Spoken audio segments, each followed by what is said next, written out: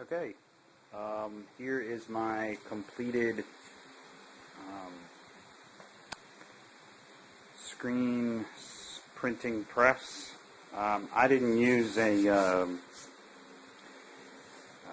instructions said to use a board that has the finish on it that you find for cheap countertops. I just had a piece of MDF. This is half-inch thick MDF, so that's what I'm using.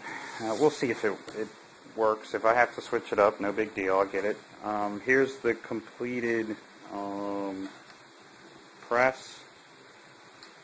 I still have to adjust the turnbuckles. I'll do that once I put on a screen, a frame, because of the weight that's added to it. It's actually turned out almost completely, there's almost no more adjustment that I can do to loosen it up anymore, so it's kind of tight. It's got a tight release. I mean, it would snap back if I really let it go. Just adding in some details here for the internet, for all of you people that are wondering about doing this. This is how you attach it. Due to the fact that I am using a half-inch platen, it's said to measure down 1/8 of an inch plus some, just a little tiny hair, so that when you set it down, it will be almost perfectly level, this surface with this surface. So I guess that's the reasoning behind all of this jazz. What other things, what other problems did I encounter that the instructions didn't say? Oh, this is big time. When you screw these two screws in, you have to be careful that this screw, when you go into the side, doesn't intersect with the screw. I had problems with that, so I had to really tweak things and adjust it, because what I wanted to make sure was that when I installed these C-clamps, that on the bottom the C-clamp touched, and as you can see, this one right here did not.